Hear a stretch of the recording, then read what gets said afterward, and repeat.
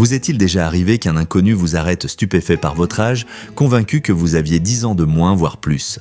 Au début, cela ressemble à un simple compliment flatteur, certes, mais si je vous disais que paraître plus jeune ne repose pas uniquement sur les gènes ou les soins de la peau, c'est en réalité le reflet d'une réalité bien plus profonde ancrée dans votre psychologie, votre état d'esprit et même vos choix de vie. Ceux qui semblent défier le temps partagent souvent des traits psychologiques très spécifiques. Et aujourd'hui, je vais vous révéler quels sont ces secrets. Si l'on vous a déjà dit que vous ne faisiez pas votre âge, ouvrez bien l'oreille, ce que vous allez entendre pourrait bien tout expliquer. Et avant de continuer, j'aimerais en savoir un peu plus sur vous, quel âge avez-vous et depuis quelle partie du monde regardez-vous cette vidéo? Laissez-moi un commentaire, cela me ferait vraiment plaisir de vous lire, car chaque histoire, chaque expérience que vous partagez rend notre communauté plus riche, plus proche et encore plus significative. Allons-y, c'est parti 1. Vous avez un esprit inébranlable? Avez-vous déjà croisé une personne qui, malgré les tempêtes qu'elle a traversées dans la vie, semble intouchée par le passage du temps? Pas un froncement de sourcils amer, pas une ride de lassitude, juste une présence sereine, lumineuse, presque invincible. Prenez l'exemple de Claire. Elle a connu la trahison, les revers financiers, la perte d'un être cher. Mais lorsqu'elle vous regarde, vous n'y voyez ni désespoir, ni fatigue. Vous y voyez de la force tranquille. Pas celle qui fait du bruit, mais celle qui sait se relever en silence. Son secret, un esprit que rien ne brise. Car ce que la plupart ignorent, c'est que le corps est le miroir de l'esprit. Le stress, l'angoisse, les blessures émotionnelles non guéries ne se contentent pas de rester dans la tête. Ils marquent la peau, voûtent le dos, alourdissent le regard. Inversement, ceux qui paraissent défier le temps n'ont pas simplement eu de la chance. Ils ont appris à apprivoiser leurs émotions, à ne pas se laisser dévorer par elles. Ils connaissent cette vérité crue. Le stress est un tueur silencieux. Il ne vole pas seulement la paix intérieure, il vole aussi la jeunesse. Regardez autour de vous. Les personnes qui semblent vieillir prématurément sont souvent celles qui s'accrochent à leurs rancunes, ressassent leurs échecs, vivent dans un état de tension chronique. Ce mode de survie active en permanence le cortisol, l'hormone du stress. Résultat, fatigue profonde, teint terne, peau marquée, esprit affaibli. Mais il y a aussi ceux comme Claire qui refusent de se laisser façonner par l'adversité. Ils tombent bien sûr, mais ils se relèvent. Ils encaissent les coups de la vie mais ne permettent pas aux bleus de s'imprimer dans leur âme. Ils possèdent une résilience enracinée, une sorte de force intérieure qui empêche le négatif de les engloutir. Et cela se voit, leur peau garde son éclat, leur regard pétille, leur posture respire la vitalité. Si l'on vous a déjà dit que vous faisiez plus jeune que votre âge, demandez-vous ceci. Êtes-vous de ceux qui avancent même quand le vent souffle à contresens, de ceux qui sourient à la vie même lorsqu'elle pique? Si oui, alors peut-être avez-vous déjà découvert le véritable élixir de jeunesse. Pas celui que l'on applique sur la peau, celui que l'on cultive en soi. Et si ce n'est pas encore votre cas, sachez qu'il n'est jamais trop tard. Commencez aujourd'hui, lâchez prise sur ce que vous ne pouvez pas contrôler. Puisez votre force dans vos cicatrices. Ne laissez jamais les épreuves définir votre visage, car au fond, la vie laissera toujours des traces. Mais vous seul décidez si ces traces s'inscrivent sur votre visage, ou bien se transforment en profondeur dans l'âme, en une sagesse lumineuse. 2. Vous accueillez le changement au lieu de le redouter. Avez-vous déjà rencontré quelqu'un comme Marc, 67 ans, dont l'énergie déborde au point de faire oublier son âge? Il n'a plus la vingtaine, mais il bouge avec une légèreté, une curiosité et une vivacité qu'on ne voit plus même chez certains jeunes. Quand il parle, ses yeux brillent. Quand il marche, son corps suit le rythme de sa passion pour la vie. Avec lui, le temps semble suspendu. Ce n'est pas un miracle. Ce n'est pas non plus une question de chance ou de génétique exceptionnelle. Ce que Marc a compris, c'est quelque chose de simple mais que beaucoup oublient, avec les années, accepter le changement. L'embrasser même. Car si l'on devait nommer l'un des ennemis silencieux de la jeunesse, ce serait sans doute la peur du changement. Ce repli sur soi, cette résistance face à la nouveauté, nous enferme dans des schémas de pensée figés. Et ce qui est figé finit par vieillir, se détériorer, se fatiguer. Lorsque nous rejetons le changement, nous tombons dans des cercles invisibles de tension et de frustration. Nos pensées deviennent rigides, nos habitudes mécaniques, notre quotidien répétitif. Et tôt ou tard, notre corps commence à traduire ce refus des rides creusées par le stress, un regard éteint des gestes hésitants, une fatigue installée dans le moindre mouvement. Mais à l'inverse, il y a ceux que l'on appelle parfois les jeunes éternels. Ils ont 50, 60, parfois 70 ans, mais semblent animés par une énergie que le temps ne touche pas. Eux ne se cachent pas derrière leur âge. Ils ne disent que pas « je suis trop vieux pour ça ». Ils disent « j'essaie ». Ils ne regrettent pas le passé, ils accueillent le présent et osent l'inconnu. Ce sont des explorateurs de la vie. Ils continuent d'apprendre, de découvrir, de questionner. Ils s'autorisent à changer de regard, de passion, même de routine.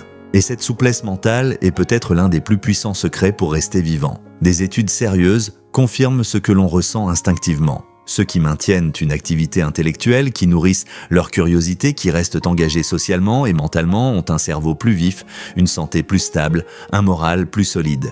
Et cette vivacité intérieure finit toujours par se refléter à l'extérieur, car il y a une lumière particulière dans le visage de ceux qui ne résistent pas à la vie. Ils n'ont pas le front chargé de regrets, ni le corps figé par l'ennui. Ils rayonnent d'une jeunesse intérieure qui se lit dans leurs gestes, dans leurs regards, dans leur manière d'habiter l'instant. Si un jour vous vous demandez pourquoi certains semblent de vieillir si vite tandis que d'autres semblent échapper aux lois du temps, regardez simplement leur rapport au changement. Ceux qui luttent contre ce qui vient se fanent plus vite.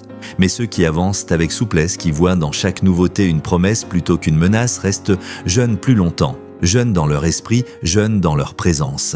Vieillir n'est pas une question d'années, c'est une manière de répondre à ce que la vie vous propose. Si vous vous fermez, vous vieillissez plus vite que vous ne le croyez.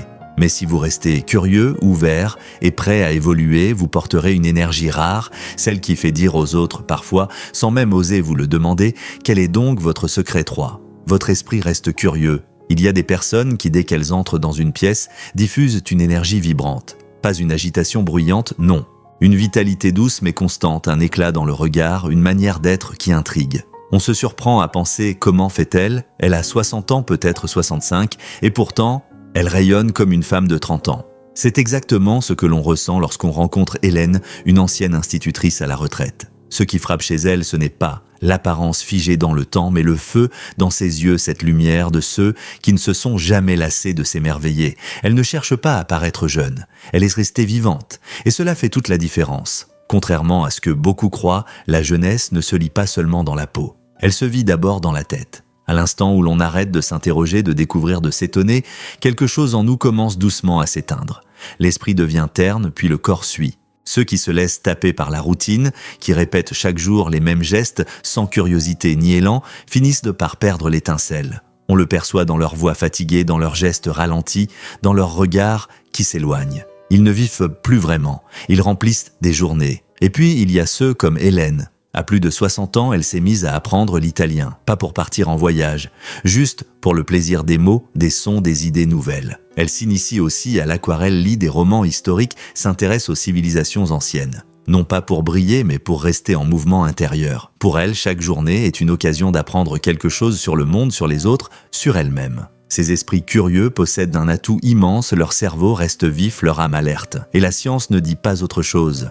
La stimulation mentale ralentit le déclin cognitif, améliore la mémoire, renforce la santé globale. Mais au-delà des chiffres et des études, la curiosité agit comme une lumière intérieure. On la voit dans les yeux qui pétillent, dans les expressions du visage, dans cette manière de se tenir droit, disponible, engagé dans la vie. Ces personnes ne subissent pas le passage du temps. Elles continuent de le traverser en explorateur avec cette envie intacte de comprendre, de s'enrichir, de rêver. Elles ne disent pas « c'est trop tard pour moi ». Elles disent « et si j'essayais ». Si l'on vous dit souvent que vous semblez plus jeune que votre âge, posez-vous cette question. Est-ce que je continue à apprendre, à découvrir ? Est-ce que je me donne encore le droit d'être surpris ? Si oui, alors vous tenez peut-être là l'un des secrets les plus puissants de la jeunesse durable. Pas celle que l'on mesure en années, mais celle que l'on ressent de l'intérieur.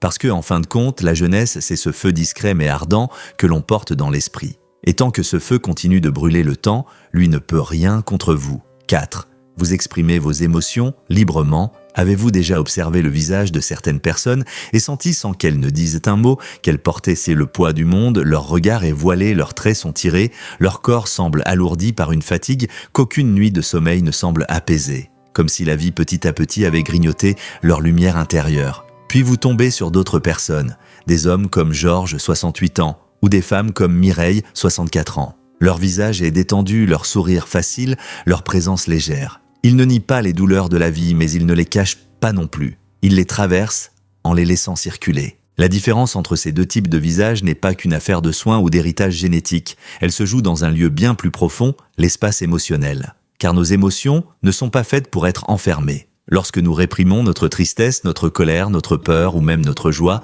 cela ne disparaît pas. Cela s'accumule lentement mais sûrement dans notre corps. Une tension qui ne dit pas son nom, des muscles qui se contractent sans raison, Une fatigue invisible qui finit par laisser son empreinte sur notre peau. Au fil du temps, cette rétention émotionnelle devient visible, des traits figés, des rides plus profondes, une voix plus terne, un regard moins présent. Et ce ne sont pas les années qui font cela. Ce sont les émotions que l'on n'a jamais vraiment laissées sortir. Vous avez sûrement connu quelqu'un qui garde toujours le contrôle, qui ne pleure jamais, qui ne rit que rarement, qui dit toujours que tout va bien, même lorsque tout va mal. Ce genre de maîtrise peut donner l'illusion de force, mais en réalité, c'est une cuirasse qui étouffe. Et cette pression intérieure finit par user l'être. À l'inverse, les personnes qui vieillissent avec grâce, avec douceur, ont souvent un point commun. Elles s'autorisent à ressentir. Lorsqu'elles sont heureuses, elles rient franchement. Lorsqu'elles sont tristes, elles ne fuient pas leurs larmes. Elles parlent, elles partagent, elles vivent pleinement l'émotion jusqu'au bout, puis elles la laissent s'en aller. Et c'est précisément cela qui les rend si vivantes. Leur visage reste souple, animé, vibrant. Il n'est pas étonnant que dans les cultures qui valorisent l'expression émotionnelle comme en Méditerranée ou dans certains villages français, les gens paraissent plus énergiques, plus jeunes, même à un âge avancé. Car libérer ses émotions n'est pas une faiblesse, c'est un acte de soin envers soi-même, un véritable geste de santé. De nombreuses études le prouvent, les personnes qui expriment leurs émotions ont un taux de stress plus bas, une meilleure immunité et une santé mentale plus stable. Alors si quelqu'un vous a déjà dit que vous faisiez plus jeune que votre âge, demandez-vous, est-ce parce que vous avez appris à parler, à pleurer, à rire sans vous censurer? Peut-être bien que oui, car au fond ce n'est pas la peau qui trahit l'âge, c'est l'âme qu'elle reflète. Et lorsque cette âme est libre, lorsque les émotions y circulent comme un fleuve vivant, alors tout en vous reste lumineux. Vieillir, ce n'est pas s'assécher, c'est s'ouvrir même aux larmes, même aux frissons. C'est permettre à la vie dans toute sa palette de continuer à vous traverser. Et ceux qui laissent de passer les émotions, ceux-là restent jeunes, pas seulement dans leur apparence, mais dans leur vérité la plus profonde. 5. Vous vous entourez d'une énergie positive. Il vous est déjà arrivé d'entrer dans une pièce et de ressentir, sans vraiment savoir pourquoi, un malaise diffus. Comme si l'air était lourd, comme si votre énergie s'était soudainement envolée. Ou peut-être avez-vous déjà passé un moment avec quelqu'un, un proche, un voisin, une connaissance, et après quelques minutes seulement, vous vous êtes senti vidé comme si tout votre élan intérieur avait été aspiré. Ce n'est pas un hasard, ce n'est pas une simple impression. Les émotions, les attitudes, les énergies des autres nous affectent bien plus que nous le pensons. Oui, l'énergie est contagieuse. Qu'elle soit lumineuse ou sombre, elle circule, elle se propage, elle se colle à nous. Et si vous êtes régulièrement exposé à la négativité, aux plaintes constantes, aux critiques, aux drames, ce n'est pas seulement votre morale qui en pâtit. Votre corps aussi encaisse. Petit à petit, vous vous crispez. Votre respiration devient plus courte. Votre visage se ferme. Et à votre insu, vous commencez à vieillir de l'intérieur. Car le stress chronique, même doux, même invisible, laisse des traces profondes. Les études sont claires. Vivre dans un environnement toxique augmente le taux de cortisol. L'hormone du stress accélère le vieillissement cellulaire et affaiblit votre système immunitaire. Et vous le voyez autour de vous, ces visages marqués, ces regards ternes, ces épaules voûtées chez des gens qui ne sont pourtant pas si âgés. Mais il y a aussi l'autre camp, ceux qui paraissent rayonner, peu importe leur âge. Ils ont ce quelque chose d'insaisissable, une lumière intérieure, une présence vivante. Ils semblent habités par la joie, par la paix. Quel était leur secret? Ils choisissent avec soin les personnes qui les entourent. Ils privilégient les relations qui élèvent, qui inspirent, qui font sourire.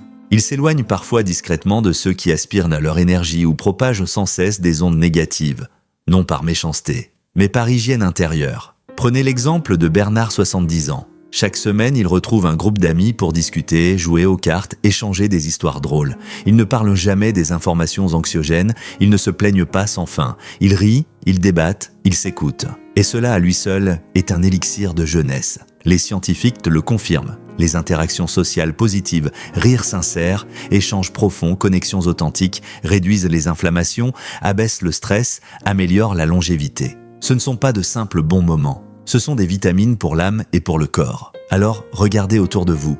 Les personnes que vous voyez régulièrement, est-ce qu'elles vous nourrissent ou vous fatiguent? Est-ce qu'elles allument quelque chose en vous ou vous éteignent doucement? Et surtout, osez vous poser cette question essentielle. Qui ai-je laissé entrer dans mon monde intérieur? La bonne nouvelle, c'est que vous avez le pouvoir de choisir. Choisir la chaleur humaine plutôt que le froid jugement. Choisir la joie simple plutôt que la critique amère. Choisir la vie plutôt que la lassitude. Car au fond, la jeunesse, ce n'est pas qu'une question d'apparence. C'est une affaire d'énergie. Et cette énergie, vous la cultivez chaque jour dans les liens que vous tissez, dans les présences que vous accueillez. Si un jour, on vous dit Que vous paraissez plus jeune que votre âge, ne cherchez pas trop loin. Peut-être avez-vous simplement appris à vous entourer de ce qui vous fait du bien, et cela c'est une forme de sagesse, qui illumine tout le reste. 6. Vous vivez avec passion et avec un but. Il y a des visages qui racontent une lassitude silencieuse. Le regard est éteint, les traits figés, les gestes ralentis, comme si la personne avait abandonné depuis longtemps toute envie d'aller quelque part. Elle se lève, elle mange, elle parle, mais sans élan. Elle ne vit pas vraiment. Elle attend que le temps passe. Et puis, à l'opposé, il y a ces êtres que l'on remarque dès qu'ils entrent dans une pièce. Prenez Lucienne, par exemple, 72 ans. Lorsqu'elle parle de son jardin, de son association, ou même d'un livre qu'elle vient de découvrir, ses yeux s'illuminent. Elle a des rides, bien sûr, mais elle s'efface derrière l'énergie qui l'habite. Elle ne s'accroche pas à sa jeunesse passée.